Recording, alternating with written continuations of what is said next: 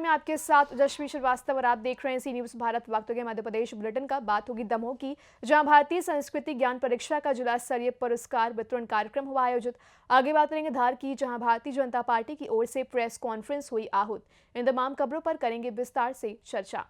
9 नवंबर 2024 को पूरे भारतवर्ष के साथ दमोह जिले में भी संपन्न हुई भारतीय संस्कृति ज्ञान परीक्षा का जिला स्तरीय पुरस्कार वितरण कार्यक्रम स्थानीय गायत्री शक्तिपीठ दमोह में संपन्न हुआ।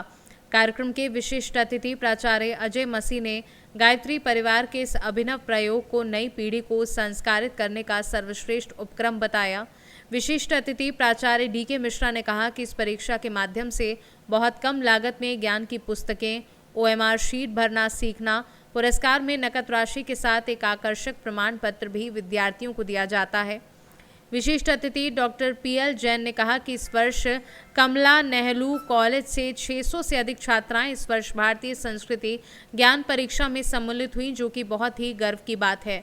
कमला नेहरू महिला महाविद्यालय के सभी प्राध्यापक एवं प्राध्यापिकाएं इसके लिए साधुवाद के पात्र हैं। वहीं कार्यक्रम का संचालन विपिन चौबे द्वारा किया गया और आभार प्रदर्शन जिला समन्वयक BP गर्ग द्वारा किया गया।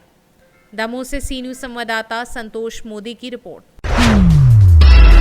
धार में आज धार जिला भारतीय जनता पार्टी की ओर से यहां के एक निजी होटल में एक प्रेस कॉन्फ्रेंस आहूत की गई।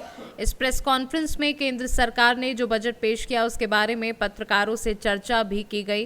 प्रेस कॉन्फ्रेंस में प्रदेश भाजपा महामंत्री व राज्यसभा सांसद कविता पाटीदार ने पत्रकारों से रूबरू होते हुए कहा कि देश के वित्त मंत्री सीतारमन ने जो बजट रखा वो प्रधानमंत्री नरेंद्र मोदी के संकल्प की सन 2047 में भारत पूर्ण रूप से विकसित होगा उसको पूरा करते हुए दिख रहा है। बताते हुए कि देश की वित्त मंत्री माननीय निर्मला सीतारमन जी ने जो बजट देश के सामने रखा है वो माननीय प्रधानमंत्री आदरणीय मोदी जी के उस संकल्प 2047 तक भारत पूर्ण रूप से विकसित होगा उसको पूरा करते हुए दिख रहा है।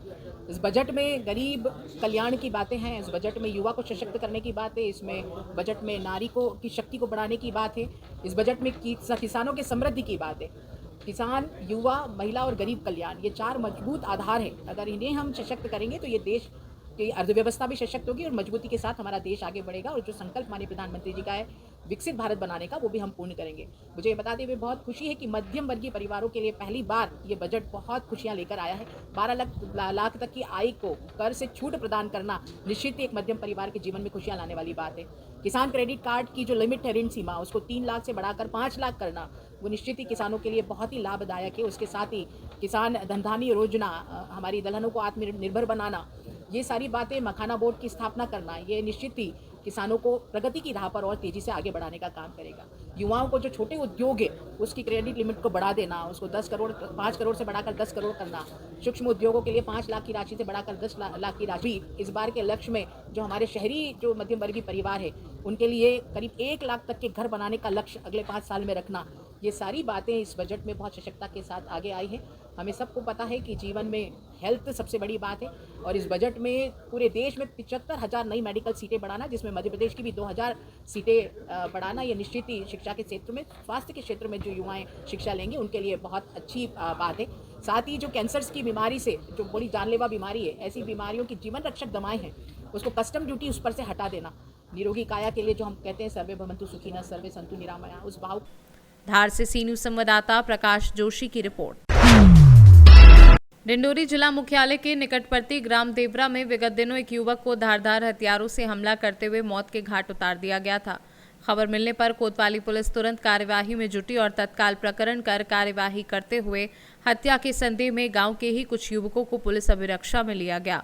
वरिष्ठ पुलिस अधिकारियों के निर्देशन में कोतवाली पुलिस ने सघन जांच करते हुए हत्या के आरोपियों को खोज निकाला। कोतवाली पुलिस ने मामले में 2 आरोपियों को गिरफ्तार किया है, जिनमें एक नाबालिग भी शामिल है। हत्या हुई थी, आरोपियों को पकड़ा गया है। कितने आरोपी हैं और क्या हत्या की वजह थी? जी, कल सुबह हम लोगों को जानकारी मिली कि देवरा के भर्रा में एक व्यक्ति का शव पड़ा हुआ है। हम लोग मौके पर पहुंचे, वहां चंद्र प्रकाश बनवासी नाम के एक व्यक्ति का शव पड़ा हुआ था, जिसके चेहरे व गर्दन पर धारदार हथियार से चोट के निशान थे। हमारे द्वारा तत्काल अपराध पंजीबद्ध कर ग्रामीणों से पूछताछ और टीम बनाकर आसपास जानकारी ली गई विवेचना के विभिन्न बिंदुओं को ध्यान रखते हुए। इसी दौरान हमें जानकारी मिली कि ग्राम देवरा के ही एक अपचारी बालक है जो नाबालिग है और शिवम बर्मन दोनों घटना के समय साथ में बैठे हुए थे और रुपए पैसे के इनको लेन देन को लेकर मारपीट हुई थी और वहीं पर इन्होंने मृतक से डंडे व राड से मारपीट की, किंतु जब मृतक की मृत्यु नहीं हो पाई तो शिवम बर्मन द्वारा अपने घर से फरसा लाया गया और दोनों ने मिलकर मृतक चंद्र प्रकाश के चेहरे गर्दन पर कई वार किए, जिससे उसकी मौके पर ही मृत्यु हो गई। दोनों ही आरोपी हमारे द्वारा अभिरक्षा में लिए जा चुके हैं। डिंडोरी से सी न्यूज़ संवाददाता दीपक नामदेव की रिपोर्ट। फिलहाल इस बुलेटिन में बस इतना ही। देश दुनिया की तमाम खबरों को जानने के लिए आप देखते रहिए सी न्यूज़ भारत।